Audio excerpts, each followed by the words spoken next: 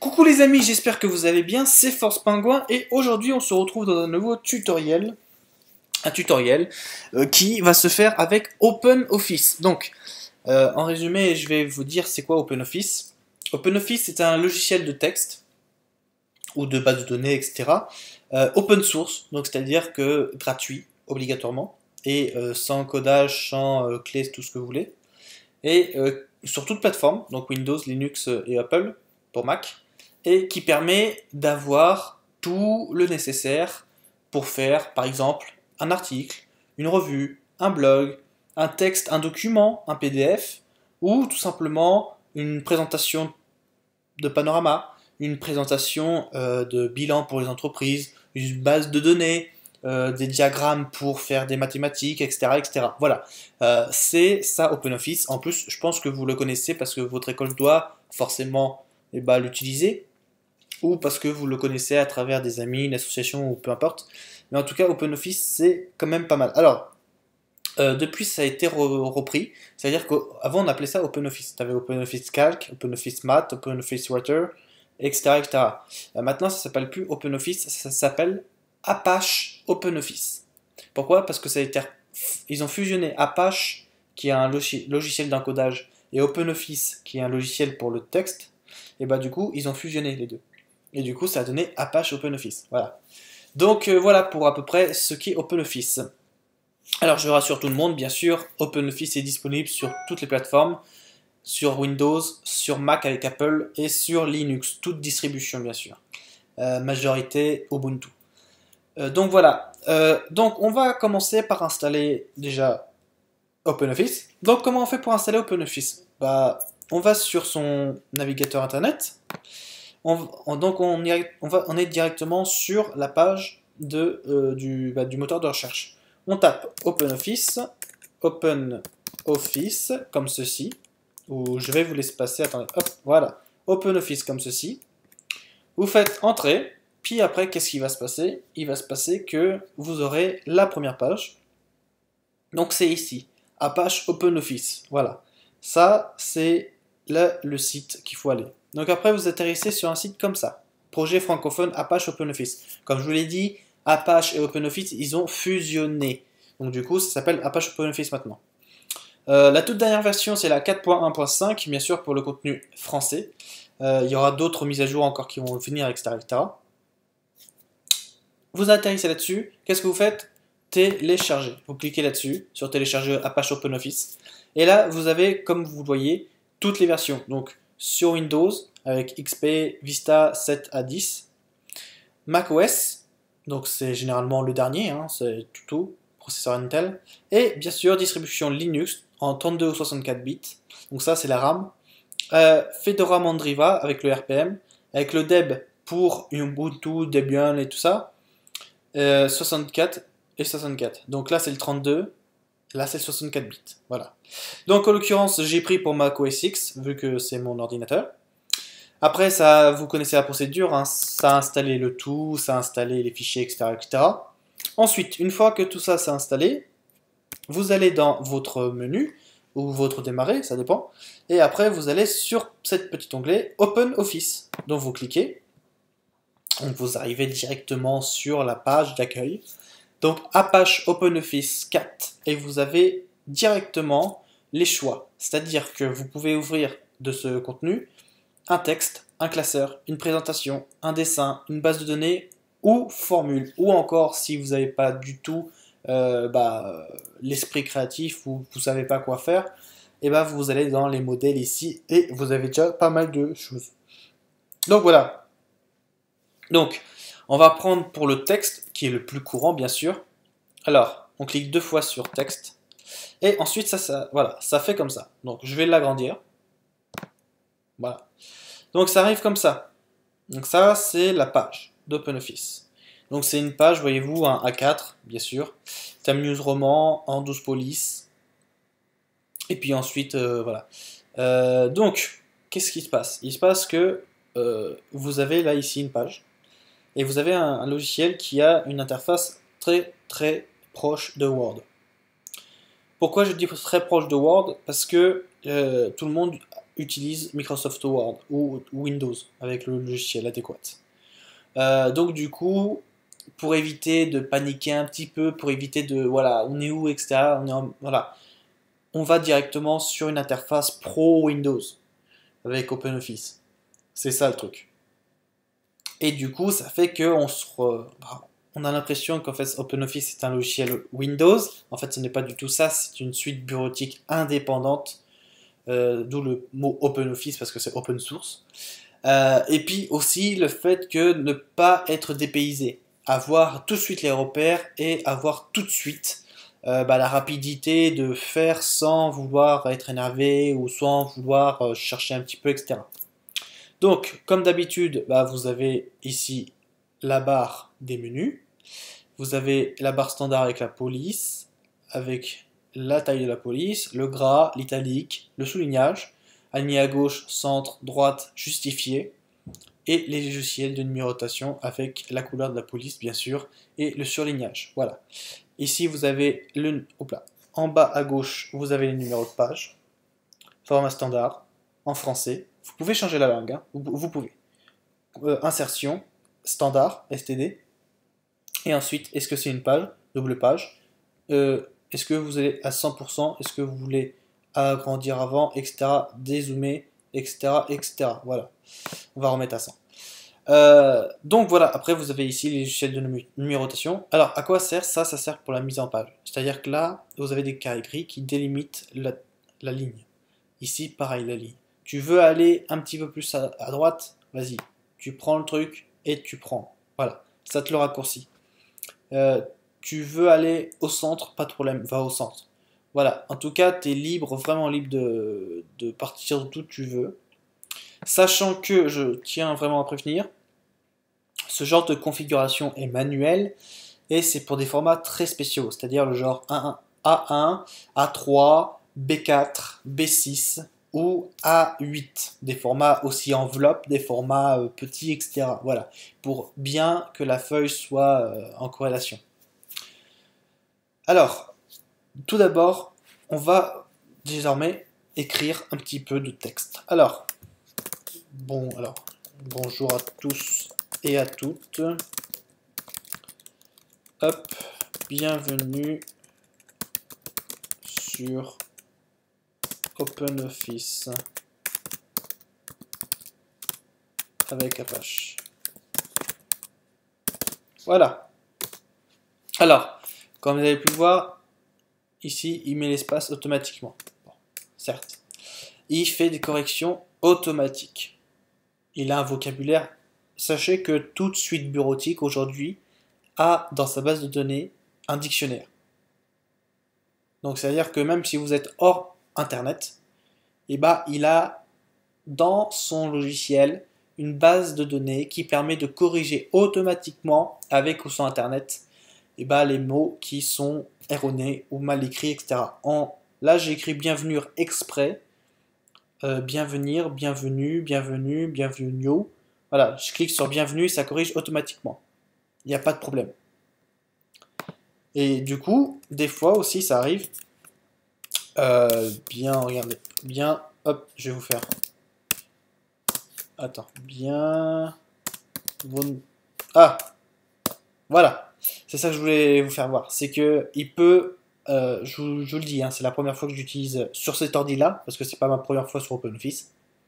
Sur cet ordi-là, c'est la première fois. Mais à l'époque, donc ça date il y a à peu près 10 ans, il n'y avait pas du tout, à la première installation, il n'y avait pas de correction comme ça. Là, on est sur la 4.1.5, on est sur de l'auto, même dès la première installation, on est sur de l'autocorrection. C'est-à-dire que là, par exemple, si je veux marquer vendredi, j'ai juste à faire la flèche droite. Merde. Voilà. Non, juste à faire entrer, excusez-moi. Et hop, ça marque vendredi d'un seul coup. Voilà, lucide, bref. Ça, c'est des corrections. Avant, on n'avait pas ça dès la première. Maintenant, on l'a dès la première. C'est-à-dire qu'ils ont déjà une base de données, ils ont déjà un dictionnaire, ils ont déjà du T9. Donc, vous ne pouvez pas vous rater. En plus de ça, ils vous relient, comme vous l'avez vu, etc. Hop, voilà. Tu peux modifier ta police. Alors.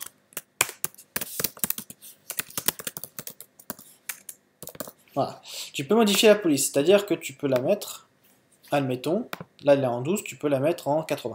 Bon, voilà. Oh, 80, wow, big. Tu peux modifier la police. Pas la taille de la police. En Verdana. Tu peux la mettre en d'autres polices. Par exemple, prenons une police assez, comment on pourrait dire, une police assez calligraphique, si on puisse dire.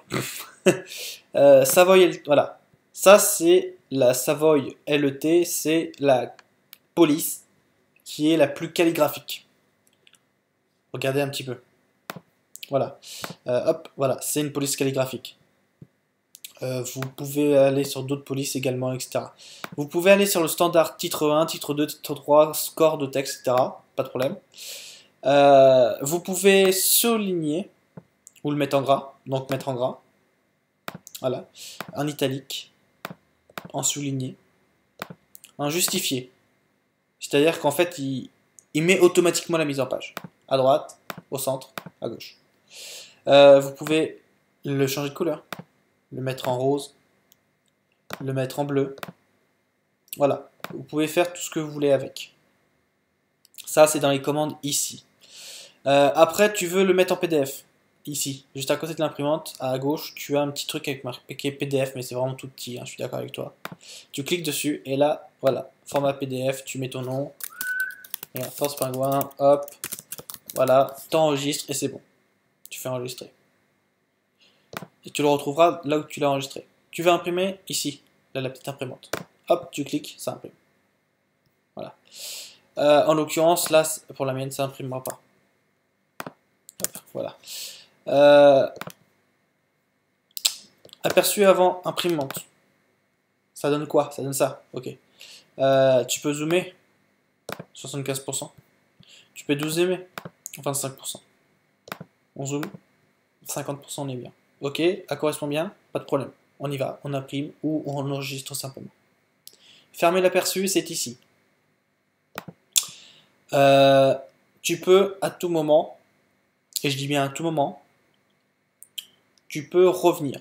C'est-à-dire que tu voulais pas marquer force par moi. Tu viens ici sur la petite flèche. Tu fais OK. Tu cliques gauche, ça va revenir sur les précédentes. Parce que c'est automatiquement enregistré. Tu vois, c'est pas mal fait, hein, c'est très bien. Comme l'inverse aussi, hein, comme l'inverse. Tu peux numéroter, tu peux mettre des liens aussi. C'est-à-dire que tu fais ça, et tu cliques ici, là, avec le petit globe, et tu mets un lien vers un autre site. Ça va se faire directement. Si c'est du contenu non imprimable, parce que si c'est imprimé, tu t'en doutes bien, ça va pas se faire. Ça va pas être efficace et ça va pas être utile aussi. Tu peux numéroter, ici, les numérotations, pucer.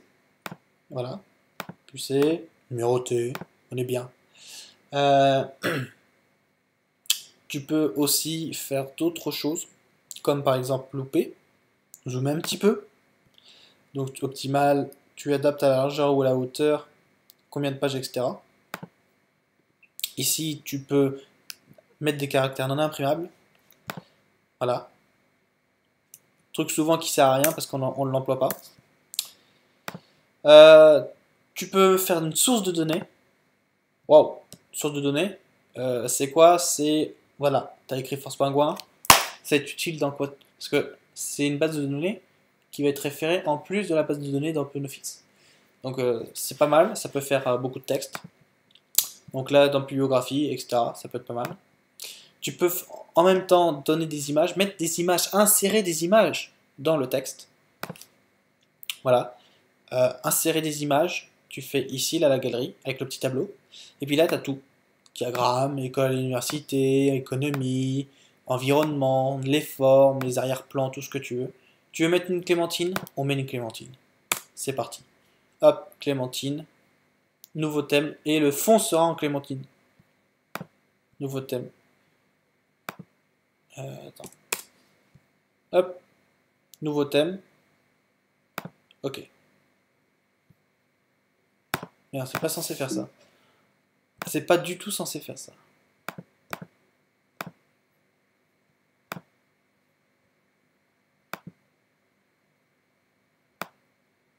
Voilà. Voilà, je me disais aussi, il y avait un petit truc. Donc là, voilà. T'as inséré la clémentine. Hop, voilà. T'as inséré la clémentine ici. Vous avez vu? Je l'ai mis. Hop, clic gauche, je l'ai inséré, je l'ai mis là. Paf. T'as la clémentine. Tu peux faire ça avec n'importe quoi. Tu peux, en même temps que j'y pense, tu peux rechercher avec un navigateur. Donc une boussole. Tu fais F5, recherche avec ton navigateur. Tout ce que tu veux. Tu peux tout simplement, avec les petites jumelles, rechercher et remplacer quelque chose. En même temps, pendant que j'y suis, tu peux barrer. C'est-à-dire que là, bon, tu as force pingouin, mais tu peux barrer force pingouin. Tu vas ici, à gauche, là, hop, ça barre. Ou alors, tu peux surligner. Petit, pointillé ou pas, etc. Et tu peux faire de l'ombre. Voilà. Bon, ça sert un peu à rien, mais sur quelque chose qui est très très grand, ça peut servir. Hop, voilà. Boum. Donc voilà, ça donne pas mal de choses, etc. Pas mal d'annotations aussi. Donc pour avoir un nouveau, c'est ici. Ouvrir quelque chose, c'est là. Tu veux enregistrer, c'est là. Tu veux envoyer par courriel, c'est ici, exactement de la même manière. Orthographe et grammaire, ou juste vérification automatique. Voilà. Tu peux enregistrer, tu as l'occasion de faire ça. Tu peux enregistrer directement, tout simplement une base de données dans le logiciel. C'est-à-dire que tu te fais ta propre base de données. Et puis après, tu l'insères dans le logiciel et ça complémentera en plus de la bibliothèque qu'il y a. Après, tu vas dans Fichier ici. Alors, pour mettre à jour sur Windows, c'est là. Et sur Mac aussi. Et sur Linux aussi. Vérifier les mises à jour. Là, tu connais la suite. Un fichier. Tu as tout ce qu'il y a. PDF, envoyé par courriel, modèle de signature. Signature numérique, tu peux enregistrer. C'est-à-dire que tu fais avec ton pad ou ta souris. Hop, et puis ensuite c'est automatiquement enregistré, comme ça, comme tu as des documents à signer, tu t'embêtes pas, en 2 clics, clac, clac, hop, signé. Voilà. Tu t'appuies sur signature numérique, tu fais avec le pad, et puis ensuite c'est bon, c'est fait. Tu peux imprimer, propriété, le modèle, tu peux gérer le modèle, envoyer par courriel ou par HTML, par Word, par Open Document, c'est voilà. Exporter en PDF. Édition. Édition c'est quoi? C'est pour sélectionner, pour copier-coller, pour changement de texte, pour des plugins, pour des bases de données, etc. Affichage, bah, c'est juste pour voir. Donc là, mise en page web, voir comment ça fait. Une barre d'outils, c'est quoi? C'est la lecture de médias. Image, c'est un cadre. Voilà, tu peux pucer. Nom de champ, caractère non imprimable, c'est-à-dire qu'il te met directement les caractères qui ne sont pas du tout imprimables. Source de données navigateur. Tu peux insérer, voilà, un fichier. Tu appuies sur fichier. Hop, tu insères depuis ta bibliothèque une image ou peu importe. Regarde, je vais insérer une petite image. Là, je vais aller dans récent pour pas vous faire perdre de temps. On va aller chercher une petite image sympathique. Non, c'est pas ça.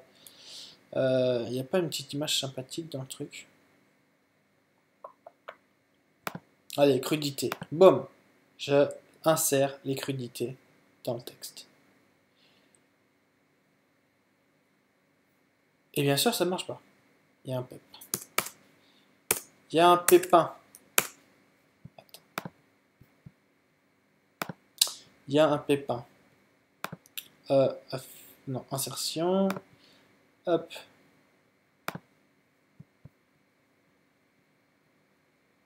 Crudité. Voilà. Vous voyez? Alors d'habitude ça marche, mais là ça marche pas, je comprends pas. Bah écoutez, je comprends pas. D'habitude ça marche. Je sais pas, pour vous le dire. Donc tu vas ici, d'habitude ça marche. Mais en l'occurrence là ça marche pas. Attends. Hop, peut-être que c'est comme ça que ça se fait. Je refais une tentative. Hein. Attends, je vais changer aussi.